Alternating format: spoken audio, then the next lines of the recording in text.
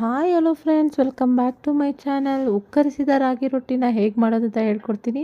ನೋಡೋಕ್ಕೆ ಚಪಾತಿ ಥರ ಇದೆ, ಗೋಧಿ ಹಿಟ್ಟಿನ ಚಪಾತಿ ಥರ ನೋಡಿ. ಇಲ್ಲ ಫ್ರೆಂಡ್ಸ್, ಇದು ರಾಗಿ ಹಿಟ್ಟಿಂದ ಮಾಡಿರೋದು. ಈ ಥರ ಒಂದು ಸೂಪವಾಗಿರೋ ಒಂದು ಚಪಾತಿನ ಹೇಗೆ ಮಾಡೋದು, ರಾಗಿ ಚಪಾತಿನ ಅಂತ ನಿಮ್ಗೆ ಹೇಳ್ಕೊಡ್ತೀನಿ. ಮೆಷರ್ಮೆಂಟ್ನೊಂದಿಗೆ ಸ್ಕಿಪ್ ಮಾಡ್ದ ಹಾಗೆ ನೋಡಿ.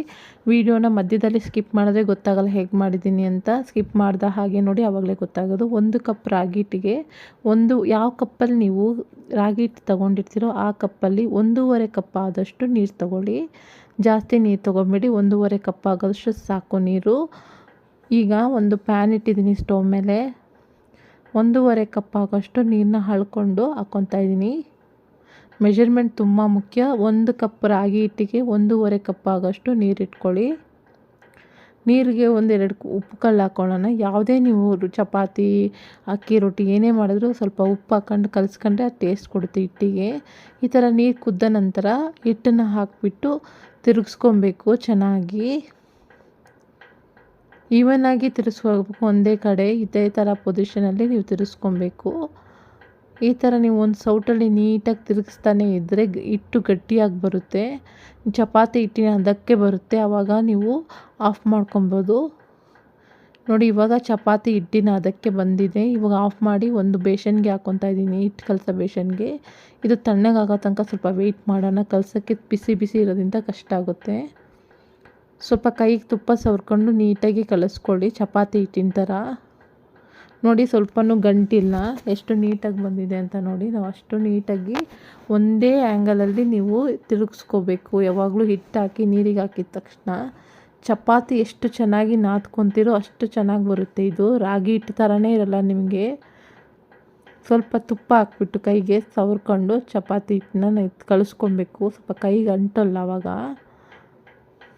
ಈ ಒಂದು ರಾಗಿ ಚಪಾತಿ ಹೆಲ್ತಿಗೂ ಒಳ್ಳೆಯದು.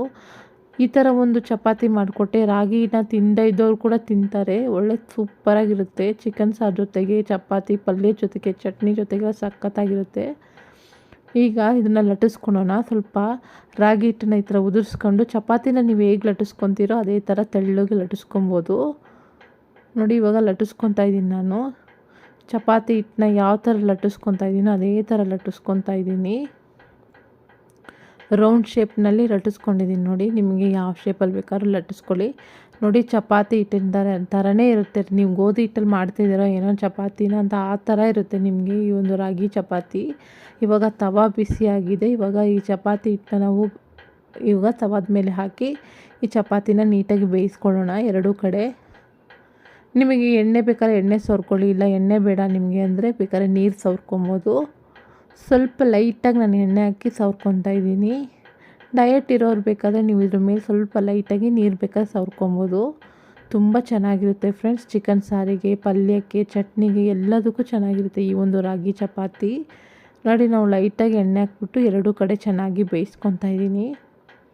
ಆಲ್ರೆಡಿ ಈ ಹಿಟ್ಟು ಬೆಂದಿರೋದ್ರಿಂದ ನಿಮಗೇನು ಬಿಗಿನರ್ಸ್ ಕೂಡ ಮಾಡ್ಬೋದು ಈ ಚಪಾತಿನ. ಮೆಷರ್ಮೆಂಟ್ ಪಕ್ಕವಾಗಿ ಇಟ್ಟು ನೀವು ಹಿಟ್ಟನ್ನು ಕಲಿಸ್ಕೊಂಡ್ಬಿಟ್ರೆ ಈ ಚಪಾತಿ ತುಂಬ ಈಸಿ ಫ್ರೆಂಡ್ಸ್ ಮಾಡೋದು. ಎರಡೂ ಕಡೆ ನೀಟಾಗಿ ಎಣ್ಣೆ ಸವರ್ಬಿಟ್ಟು ಬೇಯಿಸ್ಕೊಳ್ಳೋಣ ನೋಡಿ. ಈ ಥರ ತಿರುಗಿಸಾಕ್ದಾಗ್ಲೂ ಇದನ್ನು ಚಪಾತಿ ಮುರ್ಕೊತಾ ಇಲ್ಲ, ಅಷ್ಟು ನೀಟಾಗಿ ಬಂದಿದೆ. ಈ ಥರ ಎಲ್ಲ ಕಡೆನೂ ನೀವು ಎಡ್ಜಸ್ಸಲ್ಲಿ ಈ ಥರ ಸೌಟ್ನಲ್ಲಿ ಪ್ರೆಸ್ ಮಾಡಿ ಎಲ್ಲ ಕಡೆನೂ ನೀಟಾಗಿ ಬೇಯಿಸ್ಕೊಳ್ಳಿ ನೋಡಿ. ಉಬ್ಬಿ ಬರ್ತಾ ಇದೆ ಚಪಾತಿ. ಮಕ್ಕಳು ಸಹ ರಾಗಿ ತಿಂದ ಇದ್ದವ್ರು ಕೂಡ ತಿಂತಾರೆ. ಅಷ್ಟು ಟೇಸ್ಟಾಗಿರುತ್ತೆ, ಅಷ್ಟು ಚೆನ್ನಾಗಿರುತ್ತೆ ಈ ಒಂದು ಚಪಾತಿ ನೋಡಿ. ಚೆನ್ನಾಗಿ ಬೆಂದಿದೆ. ಈ ಒಂದು ವಿಡಿಯೋ ಎಲ್ಲರಿಗೂ ಇಷ್ಟ ಆಗಿದೆ ಅಂದ್ಕೊಂಡಿದ್ದೀನಿ. ಈ ವಿಡಿಯೋ ಯಾರ್ಯಾರಿಗೆ ಇಷ್ಟವಾಗಿದೆ ಅವ್ರು ಮತ್ತೆ ಕಮೆಂಟ್ ಬಾಕ್ಸಲ್ಲಿ ತಿಳಿಸಿ. ಮತ್ತು ನೀವು ಸಹ ಮನೇಲಿ ಟ್ರೈ ಮಾಡಿ ನೋಡಿ.